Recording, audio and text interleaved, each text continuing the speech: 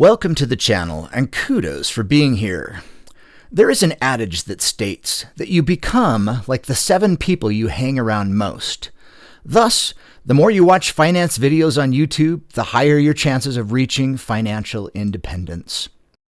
Today's feature is a stock analysis of ExxonMobil, ticker XOM, that I first started considering purchasing in 2020 while watching another finance channel. Oil stocks were really beaten down at the time, and I figured that the world would still be needing oil for a long time, even if electric cars began to start catching on. I actually own an electric car and love it, but I still have 3 other gas-powered vehicles in my household, and thus also use plenty of fossil fuels. I originally purchased Exxon as a dividend payer, but it's also become a great appreciating stock as well. Value dividend investing can sometimes be at odds with growth stocks, but in Exxon's case, over the past 2 years, I've received the best of both worlds and have netted over 100% on my early buys of the stock. If I hadn't watched that finance channel, I might not have invested in this great opportunity. When looking for a growth stock, it's best to wait until the stock has proven itself and to look for a stock to break out of bases to new highs in above average volume rather than trying to buy it at the bottom. Also, look for new leaders rather than laggards in the market, with stocks that are doing great and new things. In Exxon's case, the price of oil was moving much higher, and thus the stock started minting money. Strong earnings tend to pull a stock price higher. Exxon had been trending sideways for much of 2020, but broke out early in 2022 and became a strong leader as the general market swooned. In the third quarter of 2020, the stock formed a nice cup with handle with a 65.03 buy point, defined as 10 cents above the high in the left side of the base. But notice that the handle was a flawed, upward-sloping shape rather than a downward-sloping shape. A downward-sloping handle can be an important feature as this tends to shake out any weak-handed investors before moving higher. The breakout day did exhibit volume that was 20% higher than average, but even stronger volume is always desirable. The stock only rose slightly and then began to consolidate again.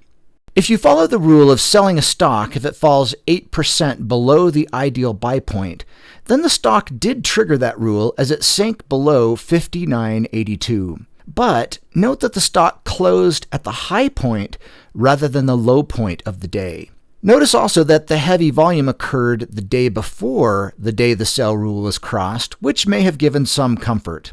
Also notice that the black 200 moving day average acted as a support for the stock price within the handle.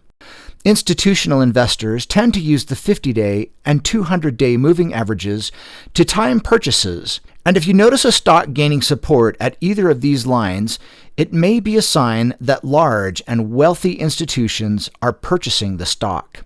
These deep pockets have the purchasing power to greatly move a stock higher, which is something that you're looking for in a stock purchase. The consolidation formed a new handle with a new buy point of 66.47. Note that the volume during the handle was fairly tame, which is something that occurs in an ideal handle. The handle formed in the upper half of the previous base, which is also ideal, and the stock was near its 52-week high. On January 1st, the stock made a move back above the 50-day moving average in above average volume, and aggressive investors could have taken this as a move above an aggressive downward sloping buy line shown in green. 2 days later, the stock rose above the ideal buy point in volume that was 65% higher than average on a daily chart and 51% higher on the weekly chart, which is great for this new breakout. Because the stock rose more than 20% in the first 3 weeks after the breakout, it triggered a hold rule, suggesting to hold the stock for at least 8 weeks. The stock gained 59% over the next 5 months and rallied to a new all-time high. Notice that after making the all-time high, a rapid fall of price occurred in increasing volume. These are sometimes nicknamed train tracks, and if you see these, it can be an early indicator to sell the stock.